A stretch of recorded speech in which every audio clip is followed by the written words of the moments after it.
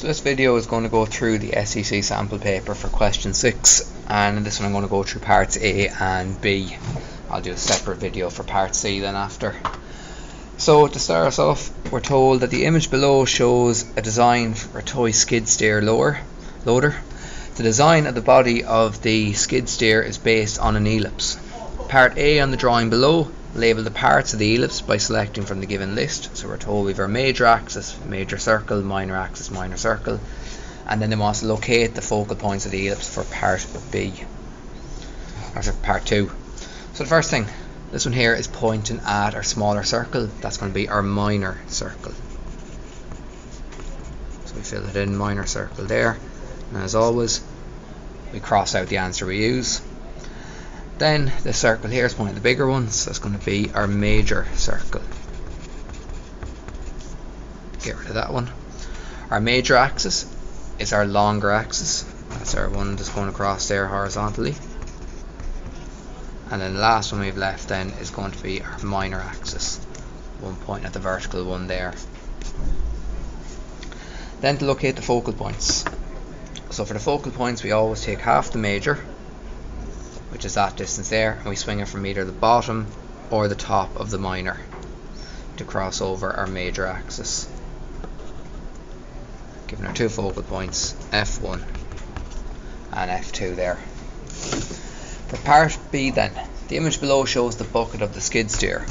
The elevation plan and incomplete development of the bucket are also shown below. Part 1, complete the surface development of the bucket, and then part 2, complete the index on the elevation plan and development of the bucket. So what we want to do is draw this folded out flat. So what I'm going to start off with is this base here. I'll just draw a quick sketch of it here. I'm going to have a rectangle there which represents the base here. Attached to that then is going to be the back, which is going to be this surface. So once again that's going to be another rectangle there, and the top is going to be that short rectangle then. So that kind of gives us our three sides there. We have our base, we have our back, and we have our top, and you can see there from the sketch or from the 3D picture that front part is open. Then what we have is our two sides are going to fold out. So what I'll do is I'll attach them to the base then as well.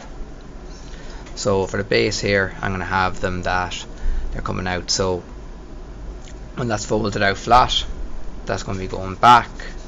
It's going to have a line going like that and going back this way, and same on this side here. It's going to look something like that when it's finished.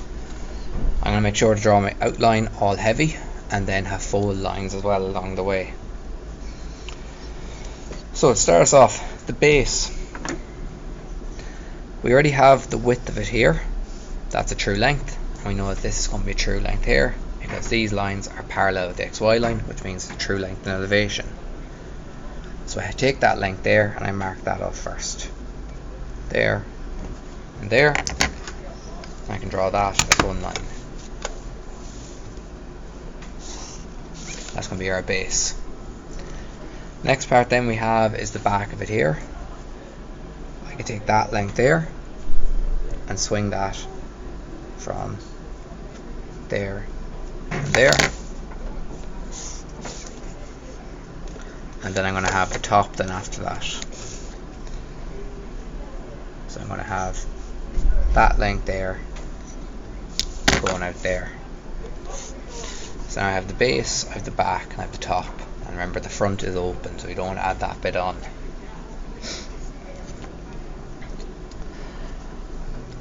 For the sides, that corner here is this corner and this corner, so I'm going to swing an arc from here and here because they're those 2 points, and it's just going to go into my sketch there and just below here. And then what I'm going to do is take my height here to find out exactly where that point is. So I can take that height there and I can extend the line both sides there and there and see where they cross over my arc that I swung. So that gives me this point here.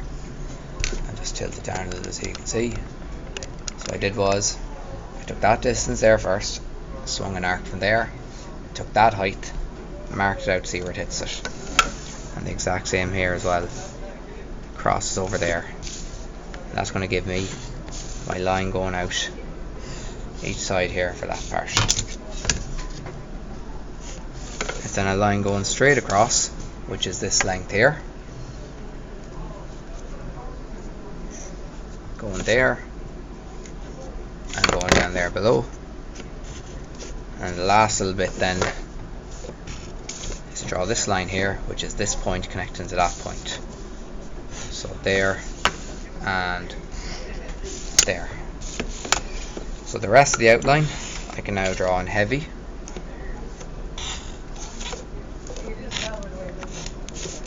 Like that.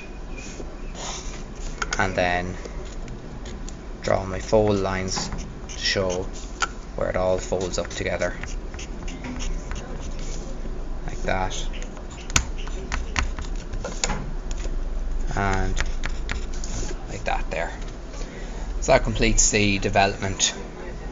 So there'll be a separate video up for part C, which is showing I think it's the elevation looking in this way of the toy truck there.